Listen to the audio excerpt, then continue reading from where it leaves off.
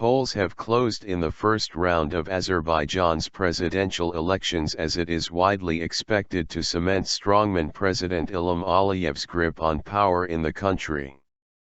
Some members of the opposition have staged a boycott over Sunday's election, accusing the government of jailing amost all of its opponents. International rights groups have also accused Azerbaijani authorities of limiting free speech. The leading opposition party, Musavat, announced it was pulling out just 4 days before the vote. "We have demanded that the authorities create democratic conditions and equal opportunities for all political forces and postpone the vote," said its leader, Arif Hajili.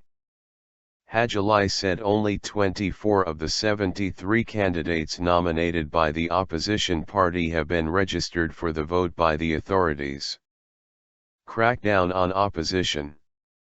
The main transatlantic security and rights group, the Organization for Security and Cooperation in Europe, has refused to monitor the vote after Azerbaijan demanded that it sharply cut the number of observers. It marks the first time since Azerbaijan won independence after the 1991 Soviet collapse that the OSCE will not monitor its election.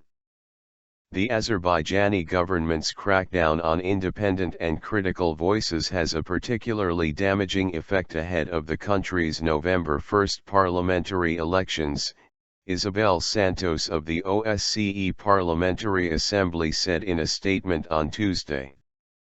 There are 767 candidates are vying for 125 seats in the country's parliament, with around 5.2 million Azerbaijanis registered to vote. International observers have not recognized any of the elections held in Azerbaijan since Aliyev came in power in 2003 as free and fair.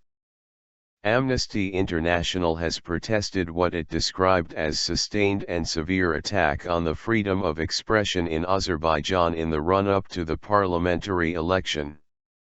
It said there are at least 20 prisoners of conscience in Azerbaijan who have been convicted on trumped-up charges ranging from fraud to treason. Azerbaijani authorities have dismissed such criticism as unfounded.